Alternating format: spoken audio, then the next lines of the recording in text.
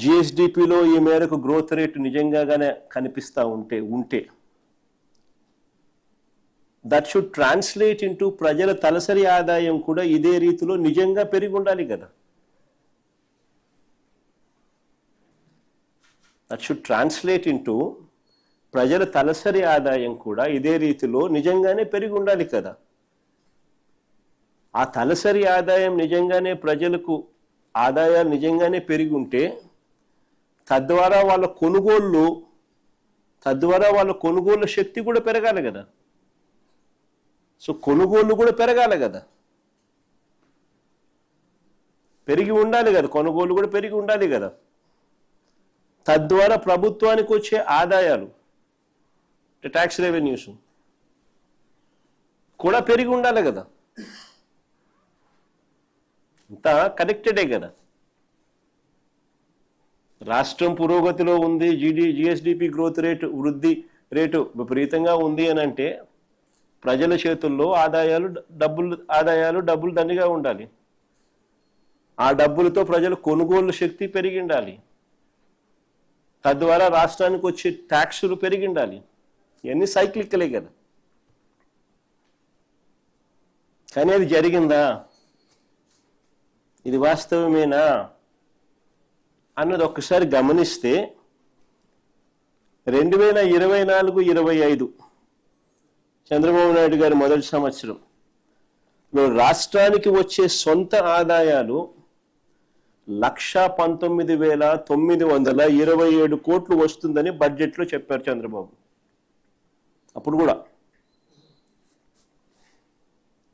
కానీ ఆ ఏడాది వాస్తవంగా వచ్చిన ఆదాయం ఎంత అని చూస్తే 94,937 కోట్లు మాత్రమే.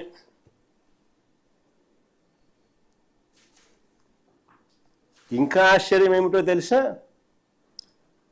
అదే 2023-24 అంటే దాని ముందు సంవత్సరం, అంటే వైఎస్ఆర్సీపీ ప్రభుత్వం చివరి సంవత్సరం 2023-24తో కంపేర్ చేస్తే అప్పట్లో రాష్ట్రానికి సంబంధించిన ఆదాయము అంటే ఎస్ఓఆర్ స్టేట్స్ ఓన్ రెవెన్యూ, రాష్ట్రానికి సంబంధించిన ఆదాయం 93,084 కోట్లు. అంటే పెరుగుదల కేవలం 1.99% మాత్రమే. 2023-24లో రాష్ట్రానికి సంబంధించిన ఎస్ఓఆర్ స్టేట్స్ ఓన్ రెవెన్యూస్ సొంత ఆదాయాలు 93,084 కోట్లు ఉంటే 2024-25లో వాస్తవికంగా 94,937 కోట్లు మాత్రమే వచ్చాయి. అంటే పెరుగుదల కేవలం 1.99% మాత్రమే.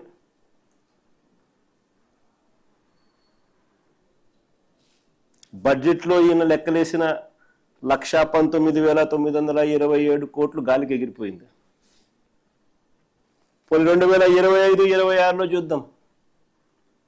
2025-26లో కూడా వాస్తవికంగా నీకు 94,937 కోట్లు మాత్రమే వచ్చిన పరిస్థితులు నీకు కనిపిస్తూ ఉంటే చంద్రబాబు నాయుడు గారు 2025-26లో కూడా బడ్జెట్ గారడీ చేస్తూ ఏకంగా రాష్ట్రానికి సంబంధించిన ఆదాయాలు స్టేట్స్ ఓన్ రెవెన్యూస్ 127,703 కోట్ల కింద ప్రొజెక్ట్ చేశారు బడ్జెట్లో. కానీ ఇప్పుడు 10 నెలలు ఈ జనవరి ఫిబ్రవరి లెక్కేసుకుంటే మనకు కాగ్ ద్వారా 10 నెలలకు సంబంధించిన